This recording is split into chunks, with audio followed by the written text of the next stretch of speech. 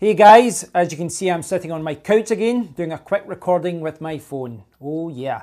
So I normally record with this £200 shotgun mic, but I'm trying out a cheap ass £9 lavalier mic today. I used it in the car the other day, so if it sounds a little bit different, you know why. It's because I've got the cheap ass lav mic. What I'd like to do in this video is talk about airdrops, talk about the pros and cons of airdrops and cryptocurrency. This is something that it's been discussed in SafeCoin in the last few weeks. Now, I don't think Jeff and the team will have any problem with me doing that. Firstly, because they're transparent, and secondly, because we've streamed the last two team meetings, and we streamed them live on my channel, and airdrops was something that came up and we discussed. So I just want to kind of touch upon it again and talk about the pros and the cons and all that, because being involved in the SafeCoin team, albeit limited as far as I'm just contributing a few blog posts, is interesting to see, all the things that go on in the background, because I think sometimes you can get stuck in the, I'm a miner, I'm an investor. You forget sometimes that in the background there's a lot of discussions going on for every single decision. And Jeff and the team are looking to do a marketing drive for SafeCoin when a few other things come into place, because there's certain things, with a marketing push, you really do want it to be at the right time. There's no point throwing a lot of money at a campaign when there's certain things not there. So they're trying to release a couple of new things. They're trying to get SafeCoin listed in a few places and then push forward with a marketing drive. Now, one of the things that we discussed was airdrops.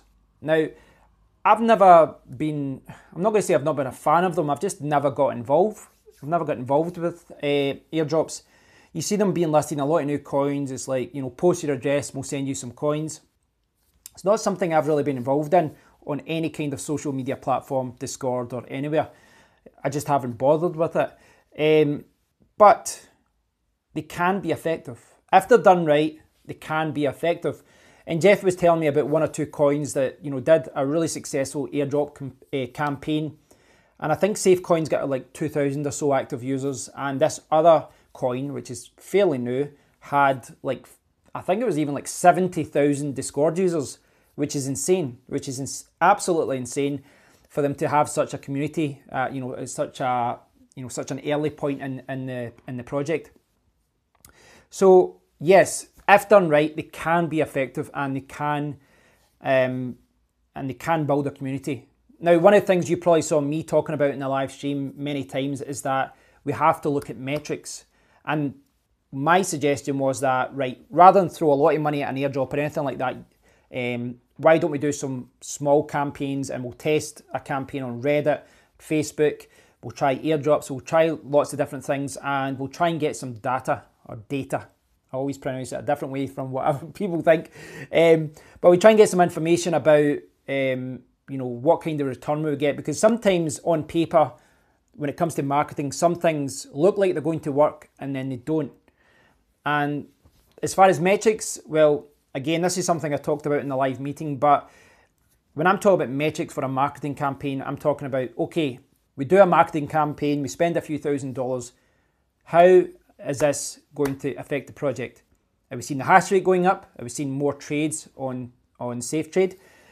Are we seeing more Discord users? Are those Discord users miners? Are they investors? Are they people that are only there for an airdrop?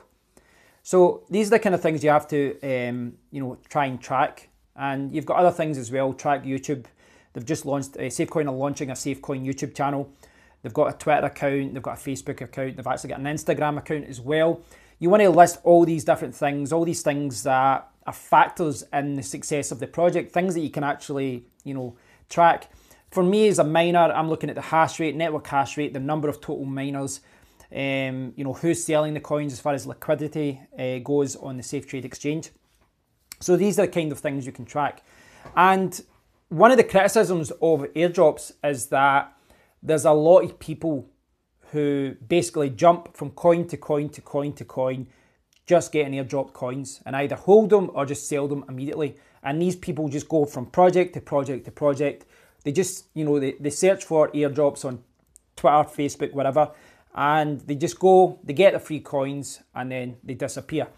Now, if you're spending a huge amount of money on a marketing drive, and there's a large number of people doing that, then it kind of is money down the drain. You know, if say you're giving out a few $1,000s in an airdrop, and you know, just post your address here, download our wallet, post your address, and then we'll send you the coins in an airdrop. If you do that and 30, 40 or 50% of those people just get the coins and then leave, then you've lost your money. Doesn't enhance the project in any way, and this is money that could have been invested in many other different ways, you know, different types of marketing campaigns, or even, you know, from a functional point of view, hire a developer or something like that. So there's you need to look at that. You need to look at the pros and the cons of an airdrop, and without a doubt, when you've got airdrops, you're going to attract a lot of people who follow freebies. You're going to attract people that perhaps don't even have mining rigs, they don't have ASIC miners, they don't have GPU rigs, they can't mine your coin, and they're not looking to invest in your coin, and these people are just going to offload off your campaign. I think with an airdrop though, you have to accept that these people exist. You have to accept that these people are going to arrive and going to take the money and run. But you also have to look at the fact that, okay, those people get the money, fine. But what about the other people?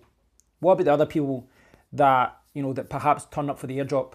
Perhaps they are miners, perhaps they will mine SafeCoin, perhaps they are someone who, you know, had just never heard of SafeCoin, and now they've downloaded the wallet. Now they think, well, I might buy some of this. I like the community. And really, again, it comes back to what I was saying with metrics. If you're doing a campaign and, you know, got 30% or even more that aren't interested in the project, you have to disregard that and think about what the others do. What are those other people doing? Are they downloading the wallet? Are they mining the coin? Are they investing in the coin? Those are the people you want to attract. But there's a lot of things that are hard to track. You know, I'm talking about metrics. I'm saying, right, you can visibly see the hash rate going up. You can visibly see more people selling and buying and selling, and, you know, the exchange getting more volume. But there's a lot of things that are very hard to track. Exposure is one. If you do an airdrop, you're getting the word about SafeCoin or any other project that you're talking about. You're seeing a lot of people talk about your coin. You're seeing blogs posting about it, people talking about it in social media. And a lot of people will be talking about your coin that wouldn't normally be talking about it.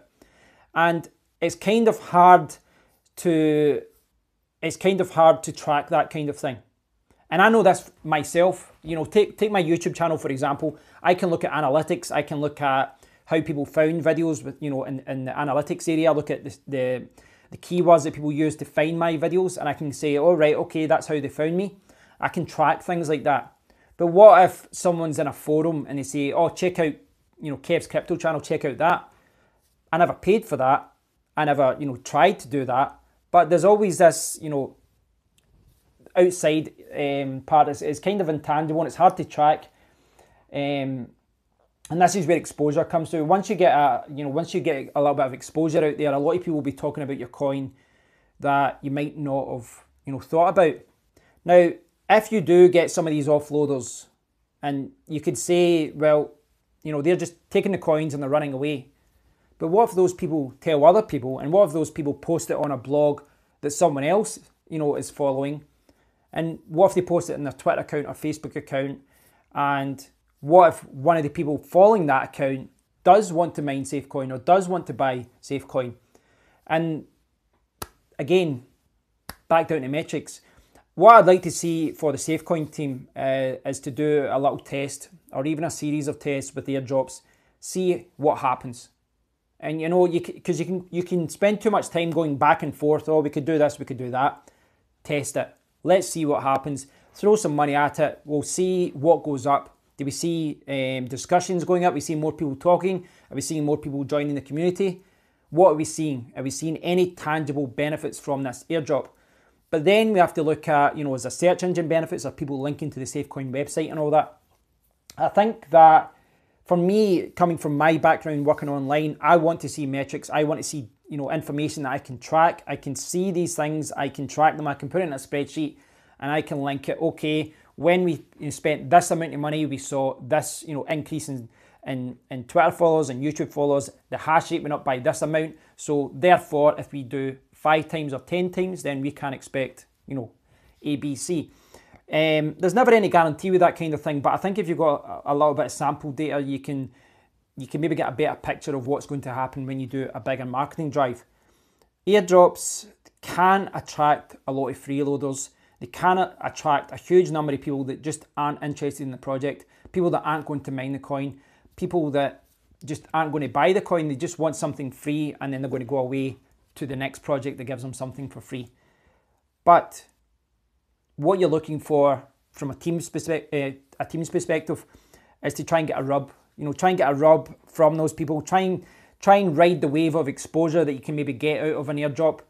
Maybe it will bring a lot of people to the community that you just don't want in the community. People that, I'm not to say spammers, but people that just aren't going to bring anything to the Discord group. You know, people that aren't going to add meaningful discussions. People that are just going to say when's the next airdrop rather than, you know, what's happening with the project. So there are downsides to airdrops. There are, and there's always downsides to any other marketing campaign that you do.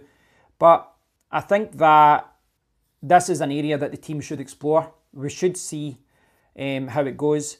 The thing about airdrops is, for me, and again to go back to the point with exposure, is that there's a lot of people in cryptocurrency. There's a lot of miners, there's a lot of investors, there's a lot of people that are just coming into cryptocurrency. But there's also a lot of coins. There's a huge number of coins. You know, CoinMarketCap lists thousands, and there's thousands more that aren't even listed. SafeCoin isn't even listed on CoinMarketCap at this time. So there's a huge number of coins out there. They're all fighting to get into, you know, into people's eyes. They're trying to grab the attention of people that are getting into cryptocurrency. And it's hard to grab that attention when there's so many other projects out there. So this is where things like competitions, airdrops, and all these other social media campaigns that you can do, this is where these things become important. We might not get any tangible results from them, or we might not see the hash rate go up, but there are still benefits from it. We can at least, you know, raise the attention of the project, bring the attention of SafeCoin to people that didn't hear about it before. Yeah, some of those people might still not be interested in it, but even if a small percentage of those people decide to join up and decide to contribute to the project, it could help the project in many, many different ways, whether it be hash rate, investors, people trading, or simply people who like the project and want to contribute. Now, obviously, I've been using SafeCoin as an example in this one because this is what we've been talking about over the last few weeks, but this is something that a lot of teams have been looking at, and I think it's an interesting subject because when you look at what a lot of cryptocurrencies are doing as far as the marketing drive goes, I don't think enough of them are tracking what they're doing. I don't think they're doing spreadsheets. I don't think they're tracking the metrics as far as, you know, their airdrops, their bounties, all these different things. I don't think they're actually looking at the figures and seeing exactly how things help. And it can be hard to track these metrics sometimes, and it's time consuming and it's a pain in the ass. But, you know, as being involved in the SafeCoin team, this is what I like to do. I want to track metrics. I want to see exactly what results we're getting. A lot of these results might be intangible, but I think that airdrops, there's a lot of downsides to them.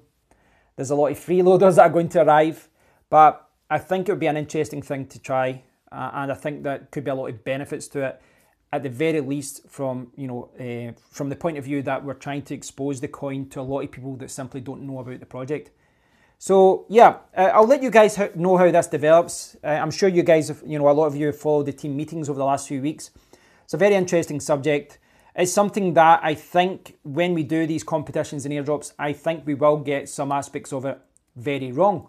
But that's something that we just have to do. We have to do some tests. We have to make mistakes and then learn from those mistakes.